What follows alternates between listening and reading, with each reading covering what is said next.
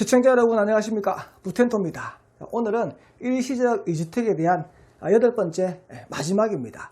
장기 임대주택과 장기 어린이집 그리고 거주주택을 갖고 있을 때 거주주택을 양도하게 되면 비과세를 적용하는 규정입니다. 그러면 같이 내용을 살펴보도록 하겠습니다. 첫 번째 관련된 법 내용입니다. 소득세법 시행령 155조에 나와 있는 거고요. 말씀드린 것과 같이 거주주택과 장기 임대주택을 갖고 있는 경우, 거주주택과 장기 어린이집을 가지고 있는 경우입니다. 여기서 말하는 장기의 말뜻은 둘 다 5년입니다. 5년 동안 임대주택으로 썼다. 5년 동안 어린이집으로 운영을 했다. 이 상태에서 이 거주주택을 선양도하게 되면 임대주택과 어린이주택은 없는 걸로 봐서 비과세를 적용해 주겠다라고 되어 있습니다. 장기 임대주택과 장기 가족 어린이집을 갖고 있는 상황에서 거주주택을 갖고 있다가 거주주택을 양도하게 되면 비과세를 해준다라고 되어 있는 부분인데 작년에 법이 일부 개정이 되었습니다. 어떻게 개정됐냐니까 장기 임대주택과 거주주택을 갖고 있는 경우 거주주택을 양도하게 되면 비과세를 해주긴 해주는데 여러 번 해주는 것이 아니고 생애 한 번만 비과세를 해준다라고 되어 있는 부분이 개정된 내용인데요. 장기 가족 어린이집에서는 그런 말이 없습니다. 장기 임대주택의 경우에서만 거주주택에 대한 비과세를 생애 한 번만이라고 되어 있습니다. 그러면 작년에 개정된 법 내용 한번 살펴보도록 하겠습니다. 2년 이상 거주한 거주주택에 대해서는 횟수 제한 없이 비과세라고 되어 있던 부분이 바뀐 거죠. 2019년 2월 12일 이후 법이 개정되면서 평생 1회로 제한한다라고 법이 바뀌었습니다. 그리고 이 내용이 2019년 2월 12일 이후 취득분에 대해서 적용한다라고 되어 있습니다. 거주주택으로 취득하는 주택이 2019년 2월 12일 현재 거주하고 있거나 2019년 2월 12일 전에 거주주택을 하기 위해서 취득하고 계약금을 지급한 것에 대해서는 종전 규정을 적용하니까 그대로 횟수 제한 없이 법에 적용이 될 것이고 이날 이후 취득한 것은 개정된 법에 의해서 적용을 받을 겁니다. 그리고 전환한 주택이라고 해서 장기 임대주택으로 쓰고 있던 주택을 거주주택으로 전환을 합니다.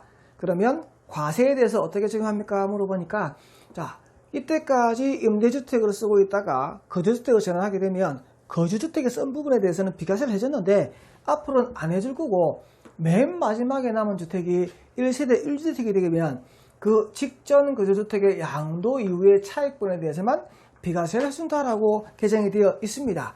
이 내용 알기 쉽게 그림으로 제가 다시 한번 설명을 드려보도록 하겠습니다.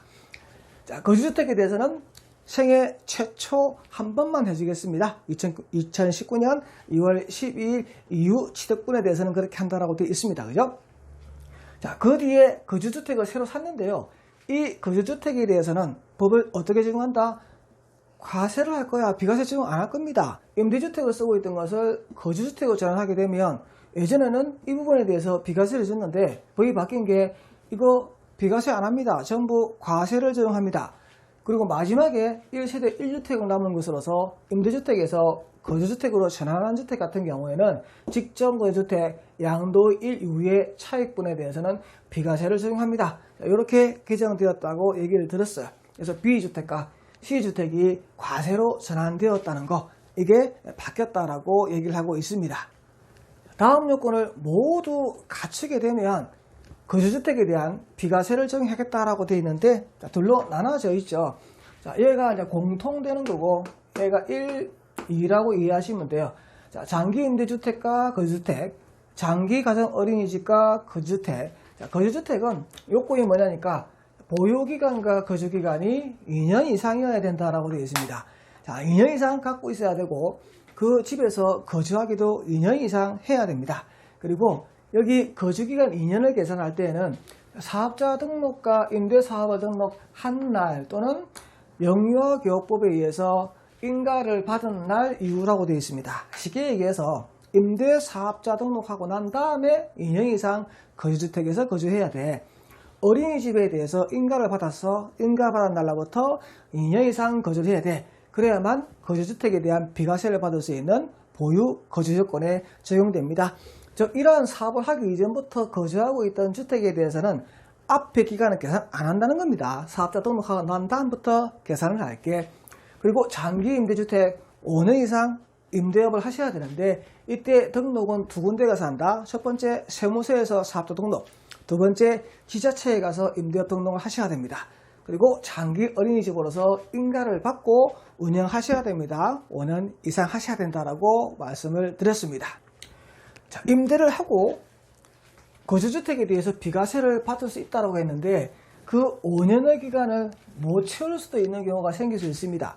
그럼 5년의 기간을 못 채우게 되면 법을 적용 안 합니까? 라고 물어보니까 이러한 경우는 특례를 적용할게요. 어떤 경우입니까? 물어보니까 수용이나 협의 매수 사망을 했다 그러면 계속 임대 운영하는 것으로 봐주겠습니다. 자, 재개발 재건축에 의해서 그 집이 부서지게 되면 철거당하게 되면 계속 임대나 어린이집을 할 수 없단 말입니다. 그럴 때에는 특례를 줘서 관리처분계획 인가일 전 6개월, 준공 후 6개월에서 앞뒤로 6개월에서 1년의 기간에 대해서는 운영한 걸로 적용해 주겠다라고 그렇게 되어 있습니다. 관련된 내용 요약입니다. 거주주택에서는 2년 보유, 2년 이상 거주 요건을 채우셔야 됩니다. 그리고 임대주택, 그리고 어린이집 둘 다 5년 이상 임대를 하셔야 되고요. 그리고 어린이집 같은 경우에는 계속 하고 있으면 괜찮지만 하다가 그만두게 되면 거주주택에 대해서는 비과세를 적용 안 합니까? 물어보니까 사용하지 아니하게 된 날부터 6개월 안에 거주주택을 양도하면 그때는 거주주택에 특례를 적용할게. 6개월이 지나가면 특례는 없어. 얘가 임대주택과 관련된 부분에 있어서 어린이집에 사용하지 아니하게 된다는 규정이 있죠. 그럼 임대주택에는 그런 규정은 없다는 얘기입니다. 이런 임대주택과 어린이집에 대해서 비과세를 받으려고 그러면 그냥 신고하면 비과세를 해주는 것이 아니고 관련된 첨부 서류가 있습니다. 자, 이 서류를 챙겨서 여러분들이 비과세에 해당됩니다라고 신청하시면 국세청에서 비과세를 적용해 주도록 되어 있습니다. 자, 본 영상과 관련되어서 궁금한 사항은 여러분 거주지 세무사 사무실 또는 세무서를 전화 또는 직접 방문해서 상담하시는 것이 여러분의 소중한 재산을 가장 안전하게 지키는 방법입니다. 우리 다음 시간은 입주권과 비과세 특례에 대해서 함께 알아보도록 하겠습니다. 시청자 여러분, 구독과 좋아요 부탁드립니다. 감사합니다.